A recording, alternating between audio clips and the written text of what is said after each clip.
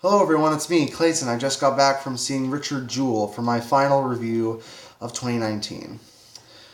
So, a little bit of a history lesson. In 1996, during the Olympic Games, well, more during a concert that went on during the Olympic Games, a bomb was located in a crowd, and a security guard named Richard Jewell found the bomb and was able to prevent several deaths and several injuries by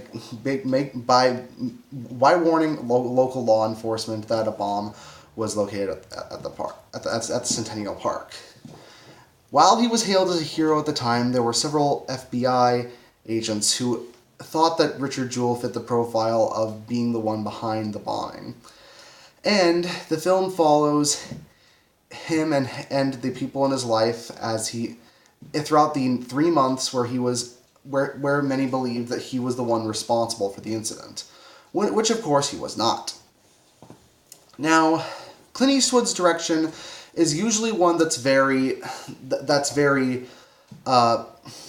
doesn't have a lot of inner meaning to it. And that's not to say that his films are bad, but it's more like what you see is what you get when it comes to his direction, which makes him actually very fitting for stories that are based on real life events. And I have to say that this movie actually does manage to get a lot of important points right when it came to this type of story. Especially when it comes to the people who are acting in the film. Sam Rockwell is, of course, always a joy to follow, and his character as Richard Jewell's lawyer is very effective. He's often very funny, but he also does a lot of emotional support, and the same can be said with Richard Jewell's mother.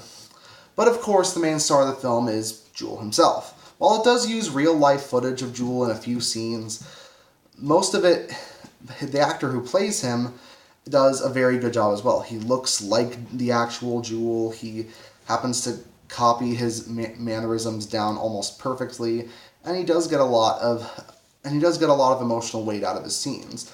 The writing in general just feels like it's, for the most part, realistic and believable, except for one major aspect, but I'll get to that when I get to that.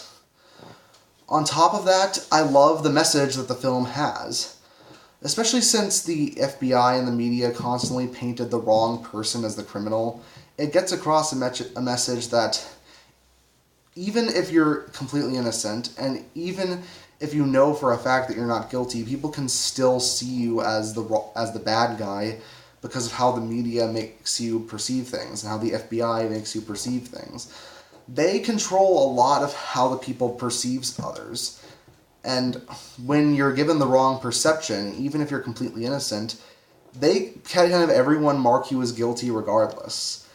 And the film shows a lot of danger in that. And it shows why people in those high positions need to make sure they have all their facts straight and need to make sure that they don't go into a lot of this wanting to be glory hounds for the sake of getting a story or for the sake of getting the facts when the facts are in fact false.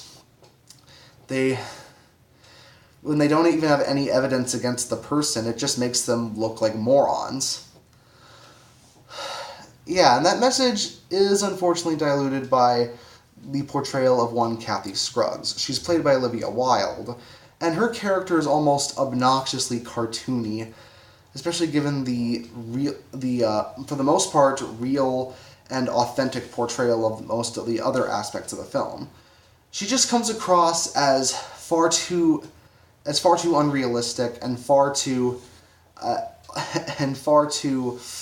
fictionalized in some of her actions to really be taken seriously, and some of them make me question if they even happened in real life, and this is coming from someone who wasn't even alive at the time the incident happened. But outside of her portrayal, which is really, really jarring, the rest of the film is pretty much as solid as you'd expect from Clint Eastwood. It's meaningful, it's topical, it gets across a great message. So I say it's a film that's worth checking out on DVD, considering it's a box office bomb. But if you get a chance to watch it, I think you're in for a good time. I give Richard Jewell an 8 out of 10. Happy New Year!